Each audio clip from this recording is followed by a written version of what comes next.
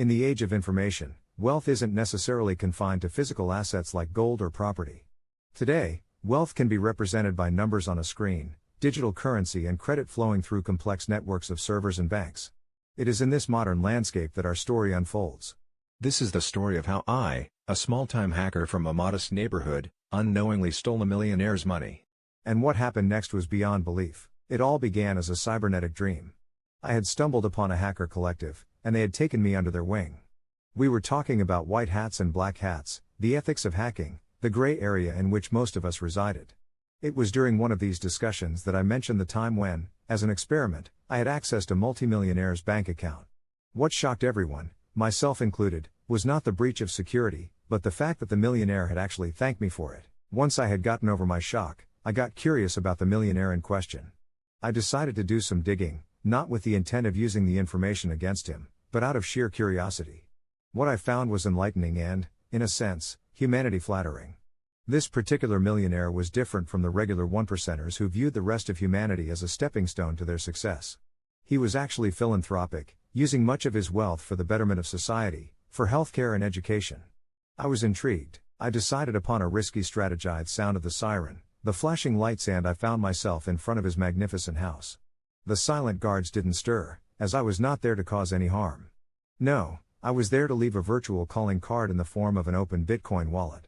I wanted to see how much of his wealth was illusionary, how much of it was mere numbers on a screen, how much was digital. It wasn't any easy process.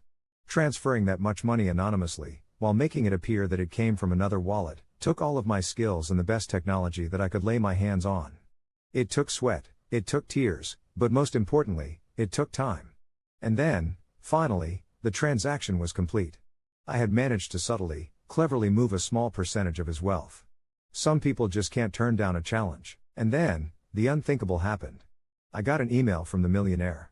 Or rather, a representative from his organization emailed me, thanking me for my contribution to their cause. My heart raced as I opened the email, half expecting the authorities to have identified me. Instead, they were talking about a hefty donation that had just been made, from an anonymous source. I froze. I had expected anger, not gratitude. A series of emails ensued as I tried to uncover what had transpired. It was baffling. The charity to which the money had been sent was a legitimate, renowned one. They had received a substantial sum, all from an anonymous source. And there I was, seated at my desk, in a cold sweat, utterly confused, but thrill ran down my spine. Was this what they called Robin Hooding? I decided to investigate further on my own. The further I dug, the more interesting it became. The money actually did seem to go towards good causes, much of it directed towards healthcare and education. More than the philanthropy though, I saw the man behind it, the man who had, unbeknownst to him, inspired me, not a man obsessed with wealth, but a man who realized the power it held and wielded it responsibly. It was a strange and surreal time. My life seemed to have taken a direction I could never have predicted. I had been part of a series of heists, transferring millions from the accounts of the super exclusive. I felt awful, guilty, trapped within my own hustle. I didn't want money, could not escape the fact that I had titillated my moral compass, wrenched it out of its true course. I was now beginning to consider turning myself in. It all felt too much to bear. But then, something happened that stopped me in my tracks. The email that popped up on my screen was from the millionaire. No, he had still not caught on, but he was reaching out for a more tangible reason, a job offer. As chance would have it, his company was looking to strengthen its cyber defense. 3 years had passed since my first transaction from that Bitcoin wallet, and I found myself not in jail, but with a steady job in the cybersecurity team of a company run by the very person whose wealth I had transferred. The guilt that I harbored had not lessened, but the revelation of this man's true character had made me re-examine my own life choices. It was not a smooth transition, to say the least. From being the ultimate outsider, the one who went against the system, I was now supposed to protect it. Trust soon became my business because at the core of this new transformation was trust, its absence, its betrayal, and the slow process which could lead to its revival. I was teaching other computer experts how to think like a hacker, so that they could build fortresses that could not be breached, at least not easily. And as I did this, writing code alongside young prodigies, I found a sense of satisfaction. This new life, not the money I stole, was the reward of my earlier actions. And after all this, to my surprise and delight, I found out that I was good at it. As the years rolled by, I could feel my past fading into oblivion. I had uprooted my old life and had sowed the seed of a new one. Now my days were no longer filled with anxiety and guilt for what I had done, but with the sense of accomplishment for what I was now doing. Above all, I was grateful for forgiveness, from others and from myself. I reflected on the time when I, in my naivety, thought I could change the world by stealing from the rich. I had, in fact, only added to its chaos. Every action of mine, no matter how well-intentioned, was a ripple capable of creating tidal waves. I now realize that true change came not through theft, but through purposeful action, through skill, and above all, through the application of the wealth that we all possess, the wealth of knowledge, of understanding, and ultimately, of empathy. The world had become a different place. I, Ryan, the former hacker, had become an integrated part of it. I penetrated into the inaccessible and locked it down, externalizing my internal struggle. The mad hustles of the past had been put to rest, culminating in a new beginning. And the millionaire?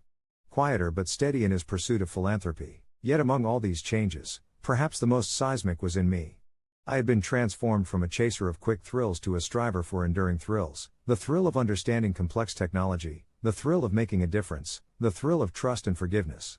It was a life filled with lessons and unexpected turns, but it was cherished.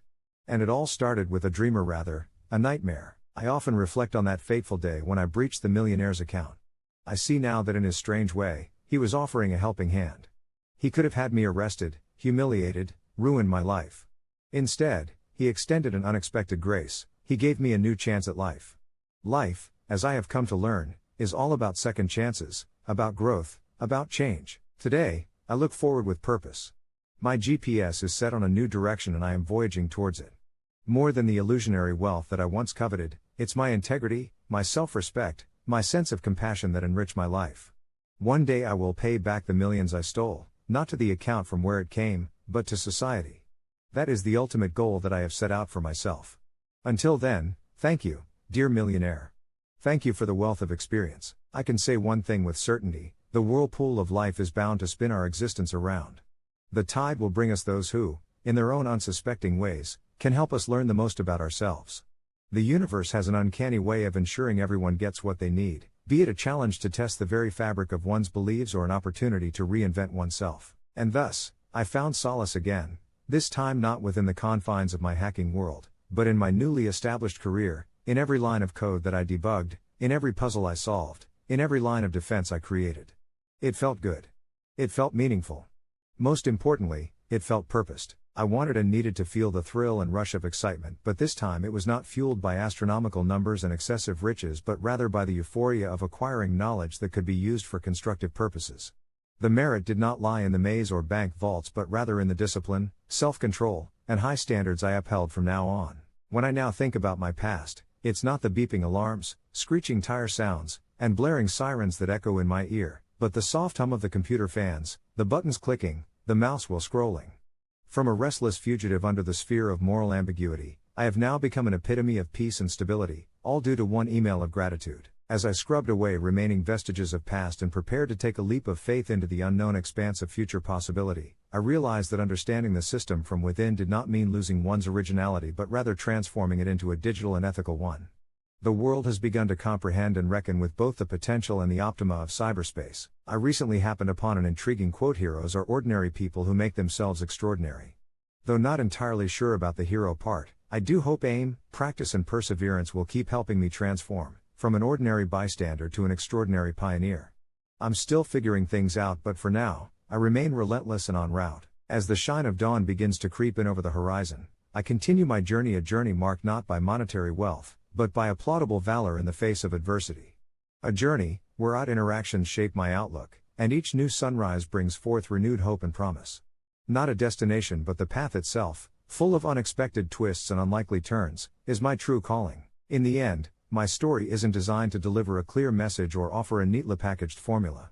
Instead, it reminds us to approach life with an open mind and an understanding heart, to refrain from quick judgment or forming rigid opinions, and most of all, to believe in the power of second chances, to infuse every day with renewed hope, and to keep striving without apprehension of uncertainty.